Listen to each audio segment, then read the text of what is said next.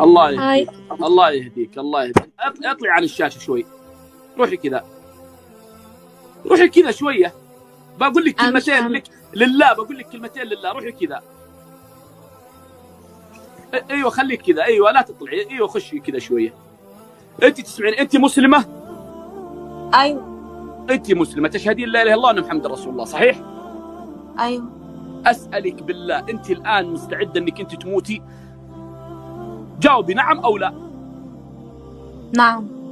مستعدة انك تموتي؟ ايوه.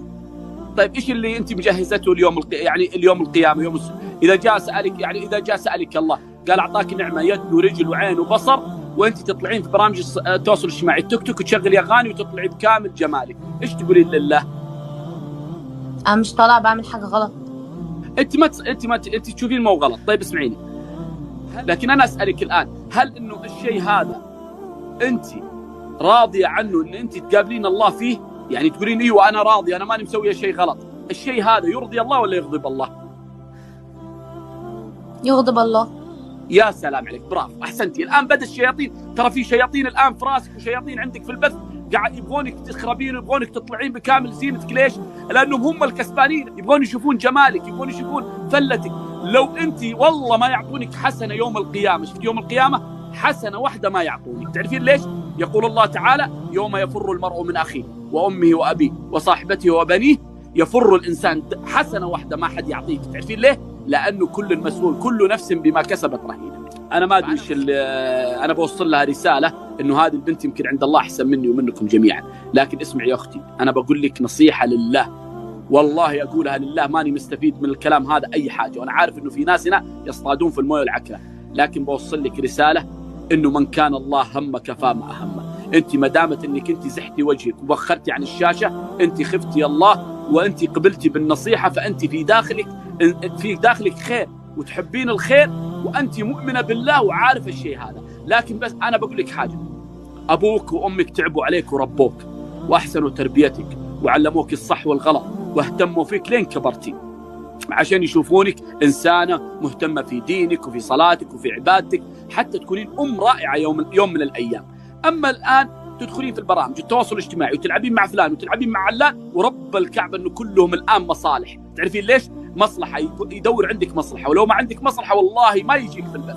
لكن انا اقول هذه تنبيه، لانه ما ندري متى نموت ومتى راح نقابل الله. انت تقفلين البث هذا واغاني وطرب وكل حاجه، ويجيك في الخاص 20-30 واحد كيفك يا هو يا حلو يا قمر مدري ايش، اعطيك اسوي بك افعل بك، عشان ايش؟ يبغى ياخذ اعز ما تملكين. لو قلتي له اكس يلا بلوك ديليت حظر، والله ما عاد ايش يقعد يسبك ويقعد يلعن. ليه؟ لانه ما لقي منك مصلحه. لن ترضى عنك اليهود ولا النصارى حتى تتبع ملتهم. انت مسلمه خافين الله، اسالك بالله اسالك بالله اسالك بالله، انت راح تسالين على الكلام هذا. ترى انا بقطع الاتصال الان، لكن عندنا يقول الله تعالى، اسمعي، من عمل صالحا فلنفسه ومن اساء فعليها وما ربك بظلام للعبيد. والله انت تسالين على الكلام هذا. انا عندي اخطاء، انا بشر، انا ماني ملك، لا عندي اخطاء، انتبه نفسك. واللي يقول انا ليش طالع معاها، لله حكمه.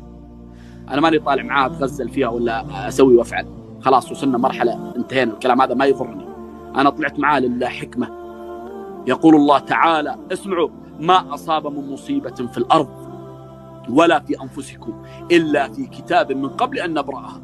ايش يقول الله تكمله الايه؟ ان ذلك على الله يسير. قادر الله انه يغير حياتها من ضلال الى نور، ويغير حياتنا من ضلال الى نور. والله له حكمه انه انا اطلع معاها في القسط، وهي اللي طلبت، مو انا اللي طلبت، هي اللي طلبت وجتني في البث، واللي يجيني في بثي انا انصحه لله. لما الواحد بيفكر في الموضوع يشوف هو عمل ايه لربنا، ضلوا نعم كتير. طيب انا عملت ايه لربنا؟